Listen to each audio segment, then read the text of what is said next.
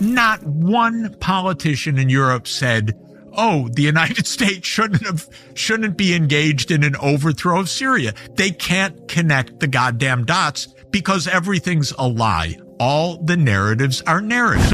Peace be unto you, dear brothers, sisters, and truth seekers around the world. What if I told you that everything you've been hearing about the Iran-Israel war is only a fraction of the truth? That while Tel Aviv is under fire, and Gaza continues to bleed, the real motives lie not in defense, but in decades-long political planning, deep state manipulation, and the ruthless pursuit of regional domination. Today, we expose the full story. Netanyahu's reported escape to Greece during Iran's retaliation. What Jeffrey Sachs revealed on Tucker Carlson's podcast. Why the West defends Israel no matter what. And why all of this could be dragging the world into something far darker. Let's begin, Bismillah. Chaos in Tel Aviv. Earlier this week, Tel Aviv, Israel's most vital city, was shaken by a storm of Iranian missile strikes. One of the most critical targets? The headquarters of Mossad, Israel's secretive intelligence agency, located not in a desert base, but right inside a civilian district. That among the targets were Israeli airfields, but also, and this is crucial, the headquarters of Mossad, the International Intelligence Service of Israel, which is inside Tel Aviv. It's in the northern part of Tel Aviv, but it's in the city. It's in a densely populated area. And of course, the concern is if you're firing, even though Iran might consider that a military target, it is in a densely populated city with civilians around it. And that's just one more layer of escalation. Why build such a sensitive target in a residential area? Because, whether intended or not, this shields it with civilians. Human shields in action. Iran struck, and Israel called foul. But the question remains, who truly started this? Netanyahu's escape. And just as missiles rained down, where was Prime Minister Benjamin Netanyahu? According to the Jerusalem Post, his official plane, the Wing of Zion, departed from Ben Gurion Airport and headed for Greece. Not long after his government initiated an offensive against Iran, Netanyahu reportedly left the country. Is this leadership? Or cowardice? He may escape the drones, but he won't escape accountability. The clean break doctrine. Now, let's go back to the root of this conflict. In 1996, Netanyahu embraced a strategy called a clean break.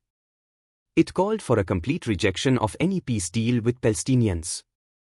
The goal was total control: Gaza, the West Bank, East Jerusalem, parts of Lebanon and Syria. This wasn't about security. It was about regional domination. Endless wars, US involvement. Good news, of course, is that President Trump is negotiating. He's resisting Netanyahu's constant call for the U.S. to go to war with Iran. And that call by Bibi for yet another war in the Middle East is yet another of these long-term deep state projects. This is an Israeli project primarily, but the U.S. Has been a party to Netanyahu's wars going back essentially 30 years. Netanyahu came to office as Prime Minister of Israel first in 1996. He did it with the backing of U.S. political advisors, many of whom became senior U.S. officials.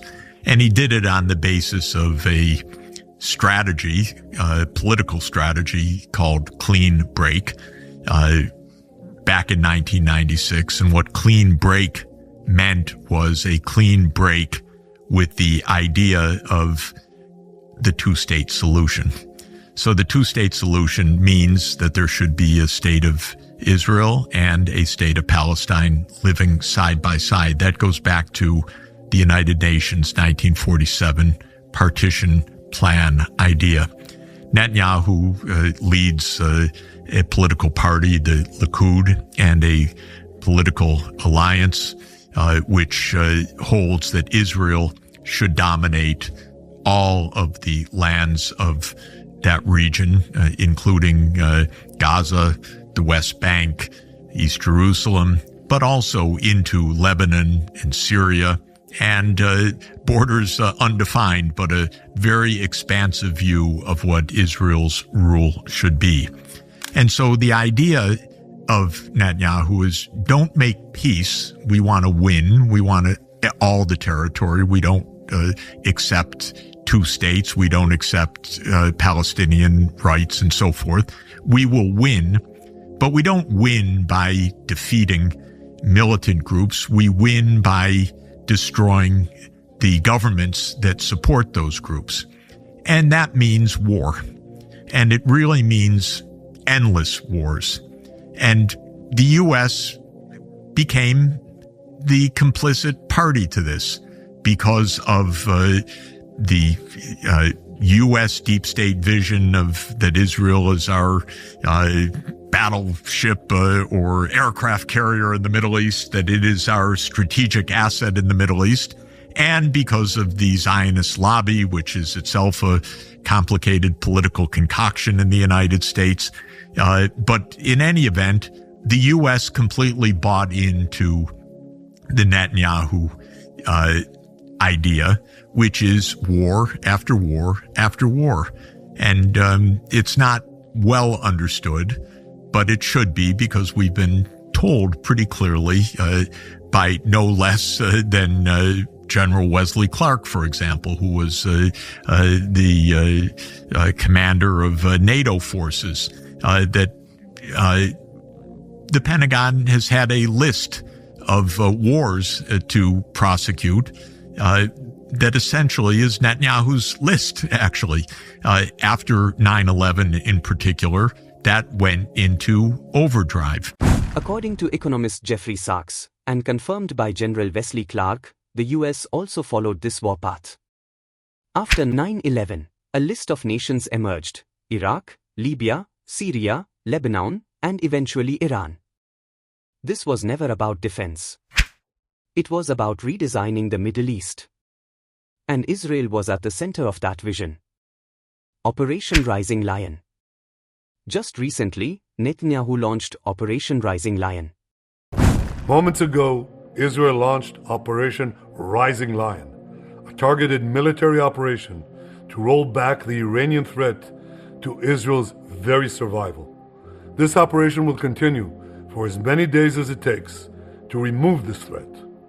For decades, the tyrants of Tehran have brazenly, openly called for Israel's destruction. They've backed up their genocidal rhetoric with a program to develop nuclear weapons.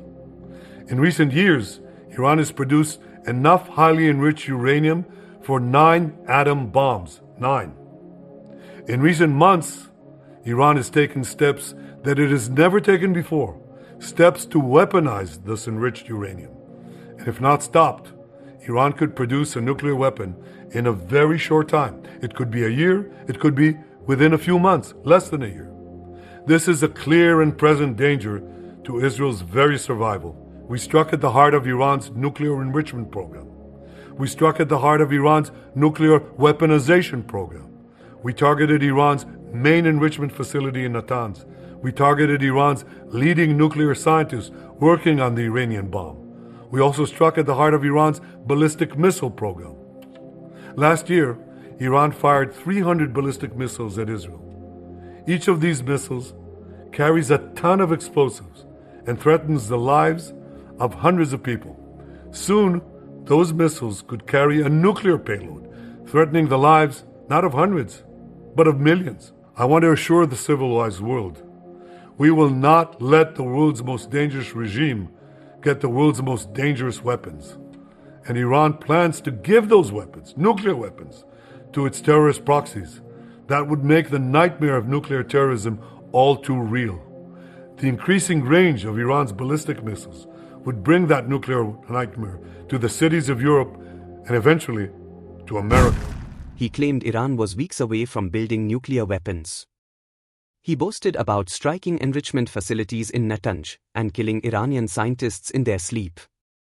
This isn't counterterrorism. This is assassination. Ceasefire deceptions. Israel says it wants peace. But history says otherwise. Every ceasefire in Gaza ends with more airstrikes. Every truce with Lebanon gets broken. Syria is hit again and again.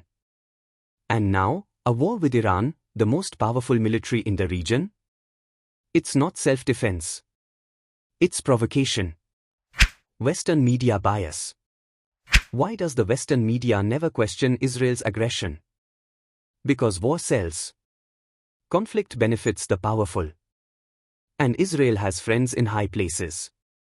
They show you rockets from Gaza, but not the starving children inside Gaza.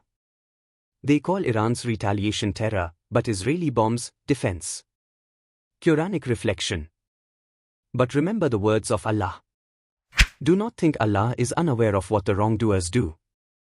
He only delays them for a day when eyes will stare in horror. Surah Ibrahim 14:42. They can deceive the world, but not their creator. What happens next? Will the US stay out of it? Unlikely. Will this expand into regional war? Possibly. World War III? Maybe closer than we think. Unless people rise. Unless truth is spoken. Unless hearts awaken. Final dua and message. Brothers and sisters, speak up. Don't be silent. May Allah protect the innocent. May He expose the oppressors. And may He bring peace, justice, and accountability to our world. Ameen. Until next time, stay aware, stay strong, and stay on the side of justice. Peace be unto you all.